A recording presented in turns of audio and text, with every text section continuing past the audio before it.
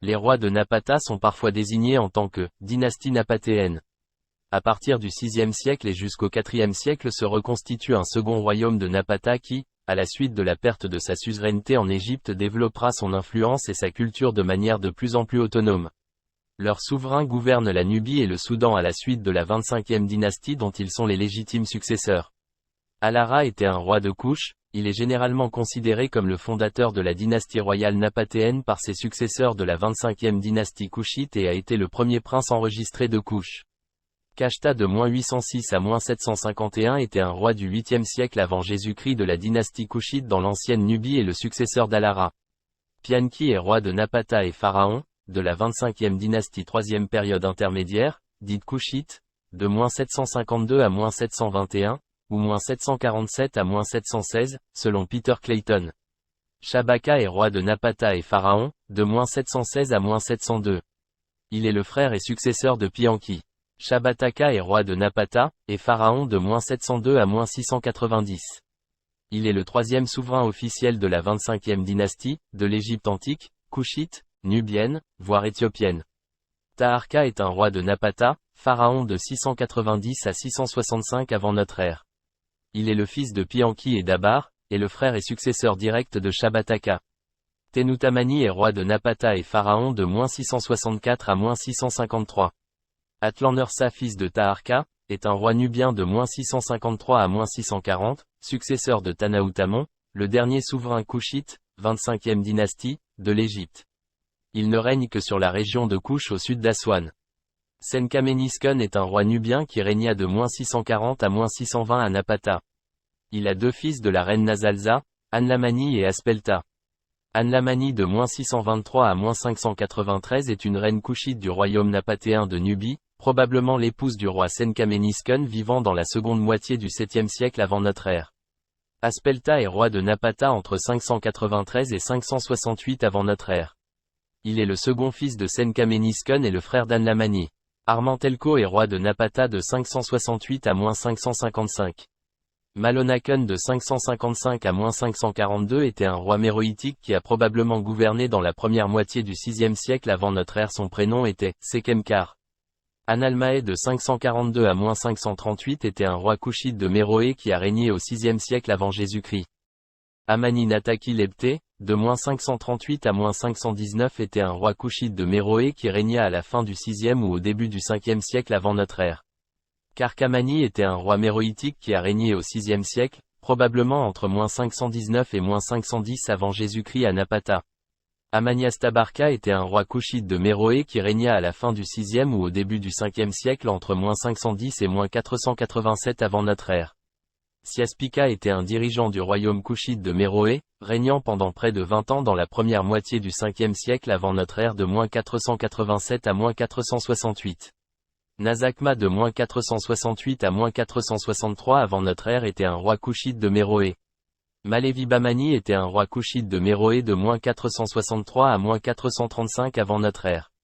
Talakamani de -435 à -431 avant notre ère était un roi couchite de Méroé. Un diadème en forme de fleur d'or, a été trouvé dans la pyramide du roi Talakamani. Irik et Amanot était un roi de Nubie qui régna de -431 à -405 avant notre ère. Certains chercheurs pensent qu'il a aidé les Égyptiens contre l'invasion perse en 414 à 413 et -404 avant Jésus-Christ. Baskakeren de -405 à -404 était un roi de Kouch. Il était probablement un fils du roi Malevibamani et le frère cadet du roi Amani-Neteyerik. Arsiolev de -404 à -369 avant notre ère était un roi couchite de Méroé. Unknown King de -369 à -350 avant notre ère était un roi couchite de Méroé. Arsiotef de -390 à -350 était un roi couchite de Méroé, il était le fils de la reine Atasamel et probablement du roi Amani-Neteyerik. Akraton était un roi de Kouch de -350 à -335 avant notre ère.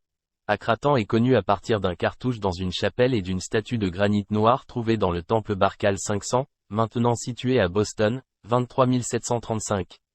Nastazon était un roi de Kouch de 335 à 315 à -310 avant Jésus-Christ. Selon une stèle de Dongola, sa mère s'appelait la reine Pelka et son père était peut-être le roi Arsiotef. Amanibaki était un roi couchite de Méroé de -310 à -295 avant notre ère. S'ils prétendent à l'héritage du trône d'Égypte grâce notamment à leur influence sur Thèbes et son clergé d'Amon, ils ne parviendront jamais à reprendre le dessus face à leurs rivaux de la 26e dynastie. En effet, les pharaons de la 25e dynastie avaient fondé une dynastie puissante qui avait rétabli pour un temps la gloire de l'Égypte. Par leur dévotion au dieu Amon dont l'origine avait été située depuis la 18e dynastie à Napata, ces souverains avaient été particulièrement bien acceptés par les Égyptiens notamment de la Thébaïde. De fait ils donnèrent les principales charges du clergé d'Amon, donc à cette époque du gouvernement de la région, à des membres de la famille royale, à commencer par le rôle prépondérant tenu par les divines adoratrices d'Amon, Amenardi Ière, Shepnupé II et Amenardi II, toutes trois princesses royales et qui se succédèrent. De même Montouéma n'était-il pas lui-même un fils royal, qui occupa les charges de quatrième prophète d'Amon et prince de la ville de Thèbes? Il se maintiendra longtemps à cette place stratégique favorisant ainsi les relations entre les deux royaumes à nouveau séparés à la suite de l'invasion assyrienne et des échecs cuisants que Taharqa puis Tanaoutamon essuyèrent dans leur tentative de réunification du double royaume. Pire, au début du V-siècle avant notre ère, Psamétique II organise une expédition punitive afin d'écarter définitivement les prétentions des rois de Napata sur l'Égypte, et met à sac la capitale détruisant les sanctuaires de Nubie et les statues royales qui symbolisaient cette période. C'est à dater de cette époque que les figurations des rois de Napata seront systématiquement martelées ou modifiées en supprimant l'un des deux Uraüs qui ornaient leur front et symbolisaient leur emprise sur les deux royaumes du Nil. Aspelta réussit cependant à reconquérir le terrain perdu. En l'état actuel de nos connaissances et du fait du peu de fouilles dans la région et d'études sur les rois de Napata à la suite de la 25e dynastie, peu de choses sont connues concernant ces règnes et les événements majeurs qui font l'histoire du pays, bien que l'on sache que ce royaume de Napata n'est pas resté replié sur lui-même et qu'il étendra son influence sur les rives du Nil soudanais comme il développera les échanges commerciaux avec l'Afrique. On assiste à la restauration des grands sanctuaires du royaume, et au développement des grandes nécropoles de pyramides de Nouri et d'El Kourou. Les successeurs d'Aspelta maintiendront l'indépendance du royaume malgré les velléités des envahisseurs égyptiens soutenus par les Assyriens puis les Perses qui chercheront en vain à pousser leur conquête au sud de l'Égypte. C'est à la suite de cet épisode dangereux pour l'équilibre du royaume que la capitale sera alors transférée à Méroé ouvrant une nouvelle période, celle des rois de Méroé.